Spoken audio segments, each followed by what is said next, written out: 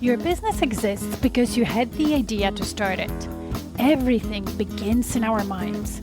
That's why your business results cannot outgrow your current level of thinking. Do you want to serve more clients, make more money, without working more or burning yourself out? Grow yourself first as a leader of your business, because that's who you are, a leader, even if you're the only person in your business right now. When you lead yourself first, the business results will always follow. My name is Maggie. I'm an international business and leadership coach, an expert in business mindset, strategy, and high performance.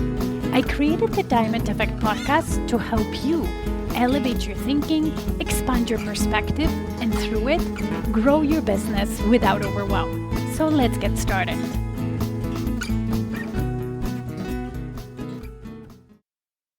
Hello, welcome to Diamond Effect podcast episode 212.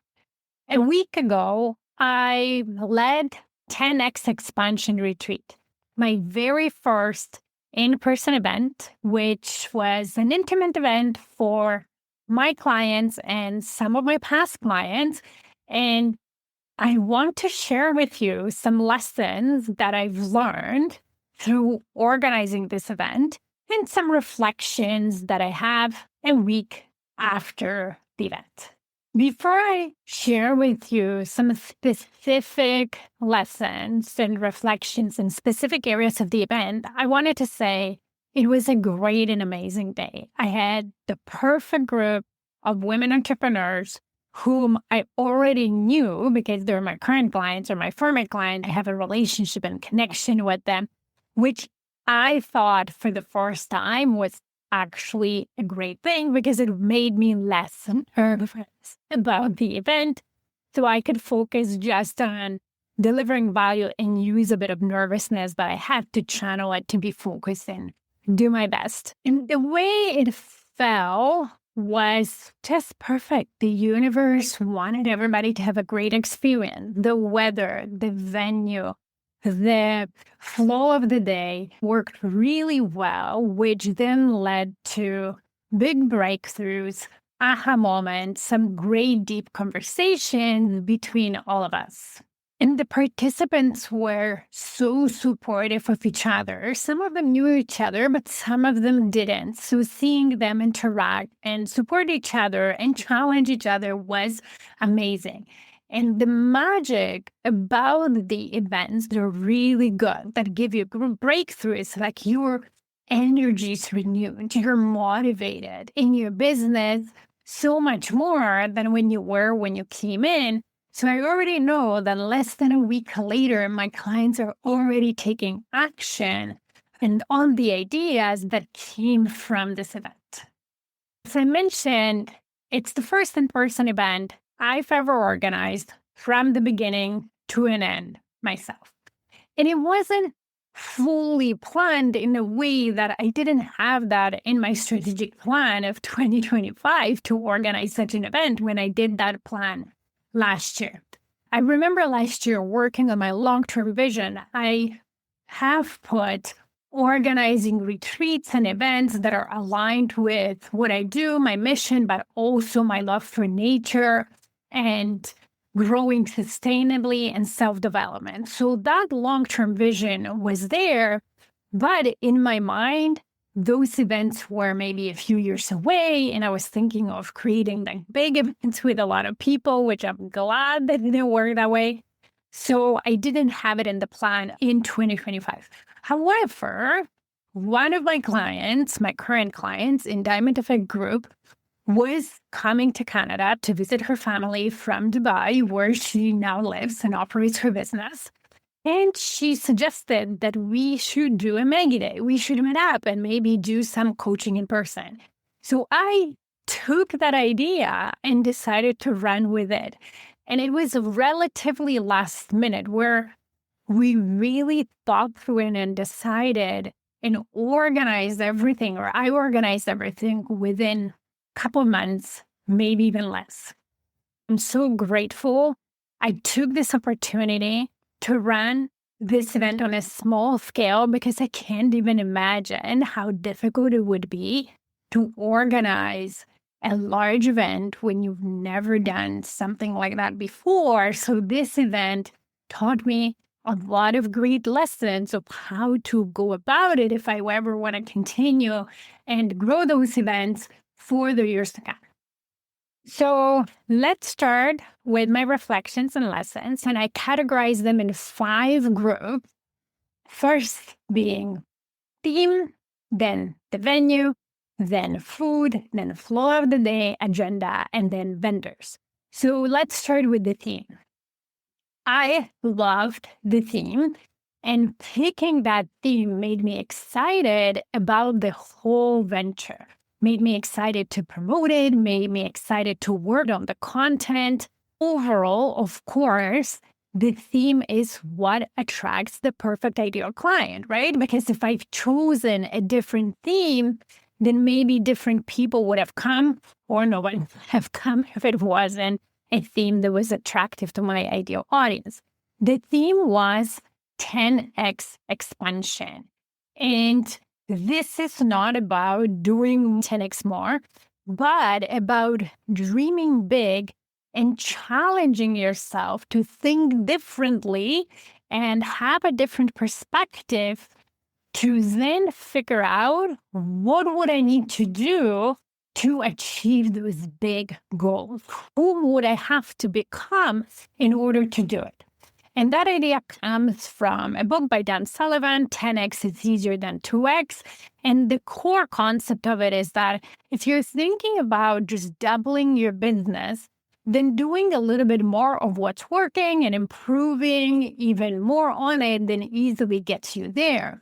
But if you would like to 10x your business, let's say, then doing more of what you're already doing is impossible, right? We usually are full in our schedules, so 10xing your actions and output, it's just not possible. Therefore, you need to think differently. You need to become a different person in order to achieve that 10x growth. And I love that concept. For myself, it's definitely something I wanted to challenge myself with as I was thinking about it. And I wanted to challenge my clients with it. So, of course, theme of the event is key. This is what primarily will attract the clients. This is what, of course, needs to be in alignment with what I want to teach, how I want to bring value to the clients. I want it to be new and fresh, something I've never done before or not in that format. There were components to the content of the day that I've taught before, but I've taught them differently. I've taught them in a different agenda, right? And challenge myself to think about other concepts that I haven't thought before, and then teach that and discuss that with my clients. I haven't decided in the future events how I'm going to change the themes, how I'm going to renew it, but that's definitely a big portion of the event. That has to be amazing because this is what attracts the right people. The second thing, the venue. And it's also a key important thing for any events. And I've attended multiple conferences, 3-day events with my own coaches, with my own mentors, where the venue made a lot of difference or contributed to the entire experience. So for the 10X retreat, I call it serendipity, how the venue came about. So when I decided to organize the retreat, I asked one of my assistants to start looking for the venue. And at first, I thought that maybe a nice hotel or a nice venue somewhere in Toronto, somewhere central where people could come would be great at first. And at the same time, it's summer, it's nice and beautiful. I love nature. And the way I envisioned the retreats when I was creating my long-term vision last year, I was thinking about places that have a lot of green, where me and participants could also go outside and indoors, which is not possible in a hotel in Toronto. So I wasn't too excited about it, but that's where at first the research led. And then just a couple of days before I was going to decide on the venue, I received a cold email from the venue that we ended up with promoting that particular property and place for retreats. And I started looking just at the website and the promotional material. I've never been there, even though it's 30 minutes away from my house. And I thought, that's it. It was just the perfect combination of what I wanted the event to be in terms of the venue. Great value for the price with food included and everything. And I said, yes, this is it. I booked the venue before I actually went and visited it, which I don't highly recommend. It turned out to be really good and perfect. I wouldn't have found anything better given the short time frame I had, but definitely this is one lesson to check the venue before I commit and book. And what led me also to that lesson is that after I booked and committed, I did go to the venue to create some footage and check and get a feel of the place to then help me with the agenda.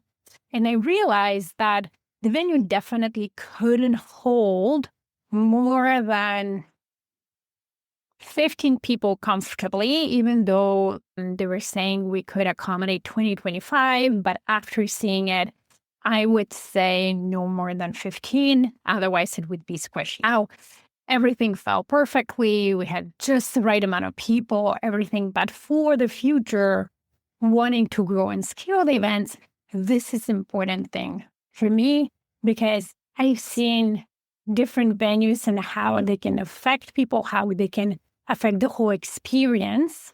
With the venue, it needs to be really aligned with the theme of the event. It needs to have the right price, right? Because if it's too expensive, then it elevates the price for the clients for the event, and you might be outpricing yourself for certain clients, and also makes it so much harder to make the event profitable, which already is challenging because everybody I've talked to, even my coaches and mentors, a lot of people say that it's very hard to make events profitable. They're more for giving value to the clients, and then from that, maybe and then giving a great experience, and from that, creating more marketing to attract more clients to coaching or other offers that those mentors have. So the price, it's a delicate balance that is difficult and very challenging to achieve. And I realized that before just by attending events, but I also realize it even more now. So having the perfect venue, the right price, and the alignment of with the theme, and also the right size where you can accommodate people comfortably. So where you can accommodate the amount of people that are coming comfortably without being too squished. The couple of challenges that I've seen the organizers have by just attending events is that, for example, the venue was beautiful, amazing, great experience, but also very expensive, which made the event quite expensive. There were multiple days where you would have to book hotels and feed yourself, and that just elevated the cost of the whole experience. In my case, for the 10X retreat, the food was included. It was one-day event, so it definitely lowered cost for the participants. That worked well, but I know it can be challenging. Another challenge, which are the events that, again, I've experienced as a client, was where the venue wasn't giving the value for the price that the organizer paid, right? So maybe it was accommodating the number of people, but then the pricing versus the value offered was not in a good balance. So I know finding venues challenging, and especially when your groups start growing and you're trying to accommodate more and more people, it becomes more of a challenge. The food. Our food was delicious.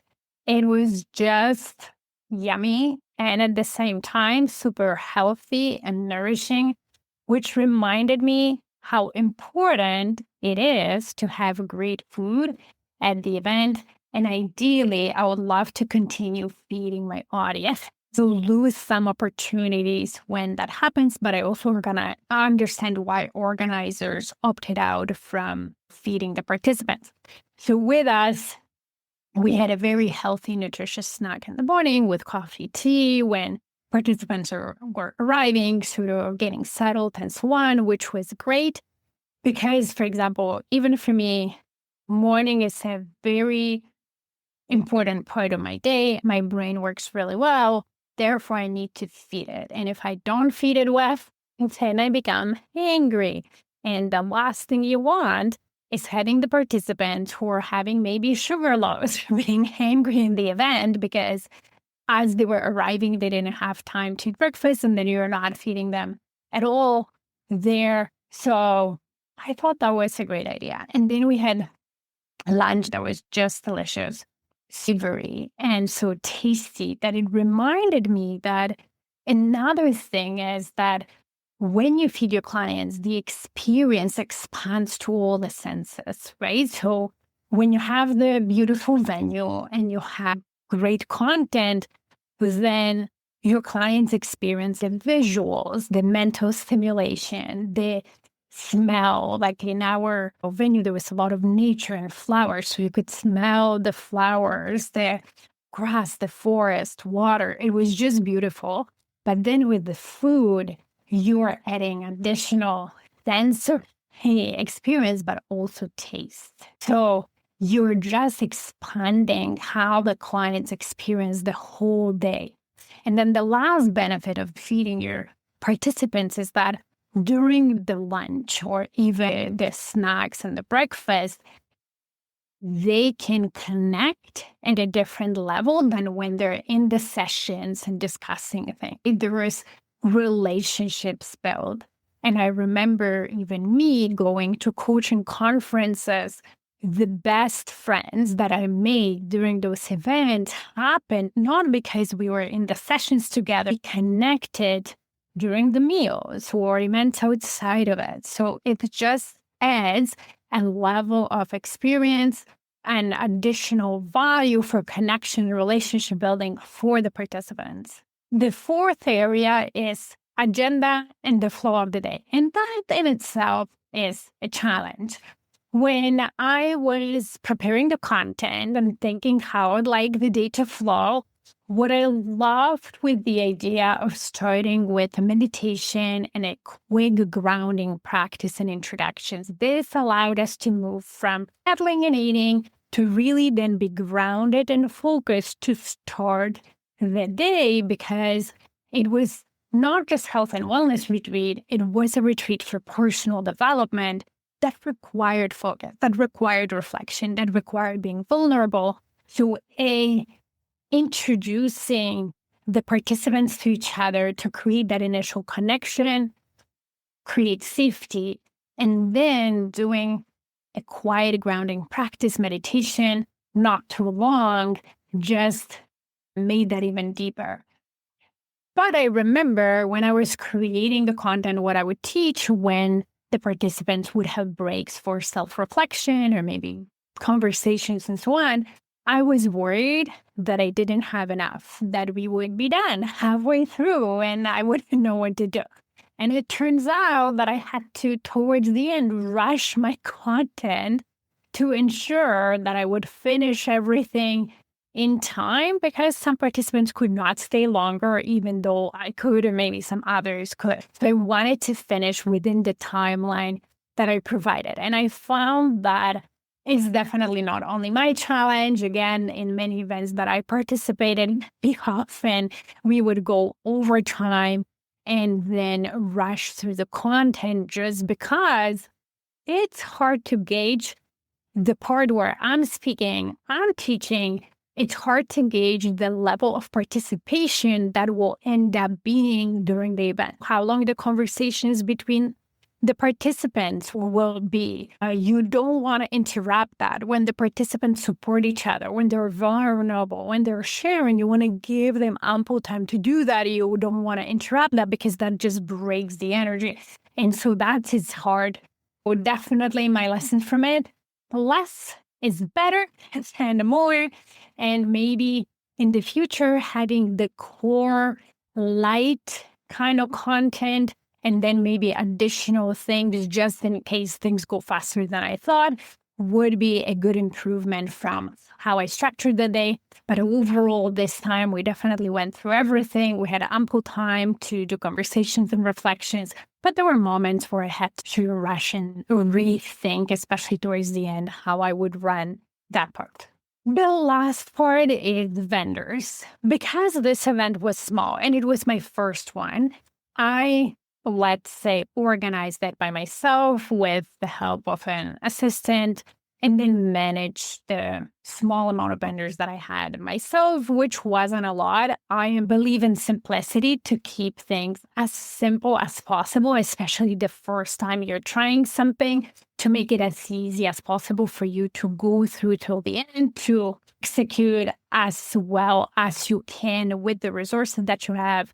I'm glad I did that, because I definitely see the value of the event planners and them dealing with the whole organization and the vendors event. If I'm going to make it bigger and then potentially have more vendors to manage, event planner will be amazing, because that's not something that I fully enjoy. I can do it if I have to, but it's not my passion. My passion is to create the content and an agenda and think about my clients and give them reflections and those things, rather than the little details of maybe, how the chairs should be set up, what else do they need, what questions to ask the vendors about their way of working or thinking through that. So that is one of the biggest lessons in terms of vendor management and managing the vendor organization, event organization outside of what I need to prepare as the facilitator. Now, the good part about it is that for this event, 10X, I had very limited vendors. They were great people. We're really connected. We've met multiple times, discussed things, the do's and don'ts, but there were little things that slipped that came out during the event that definitely, now that I know about them, I'll know for the future. I don't think if those could have been prevented ahead of time, just because not having organized events before, I wouldn't have known to ask those things ahead of time. So experience makes a master. When you do things over and over, you're definitely hiring an event planner. They have experience that helps you prepare even better. That also shows how communication is key. And even though you think you communicate enough, it's usually not enough. You need to over communicate. Do not assume. Ask questions. Go through the flow of the day. Ask, what about this? What am I missing? What about this? And so that's a lesson for me, which then also brings me to the conclusion that, of course, if I'm going to do another event, hopefully next year or a couple of years, giving myself a little bit more time, and spend a month and a half to organize it, allows you to have more of those discussions, have more of those meetings, think through more details. But regardless of that, event was amazing. It went really well. Majority, 99% of the things were great.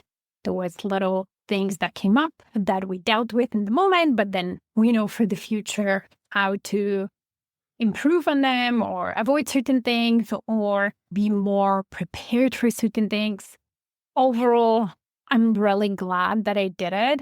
And that reminds me of the power of having a long-term vision for your business and short-term plan. Having a long-term vision for a business, that dream, and really being clear on what it is, allows you to be open to the opportunities that you didn't think maybe would happen in your yearly strategic planning, but then grab onto them because you know that they're a part of your long-term vision. And that's exactly what happened with this event.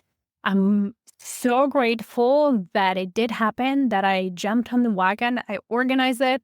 I'm so grateful to all the clients that came and trusted me with the first event ever. I'm so grateful for their participation and support of each other, and grateful for the vendors that helped me make this event amazing and possible. If you have any questions or if you have some fun stories from your own events that you might have organized or the lessons that you learned, I would love for you to reach out and share because I love to learn from others. So thank you for listening. Thank you for listening today. If this podcast resonated with you, please come back. Also, you can leave a review on whatever platform you're listening. And if you have a suggestion, question, or a topic you would like me to talk about, let's get in touch via email. Email me at maggie@stairwaytoleadership.com. See you in the next episode.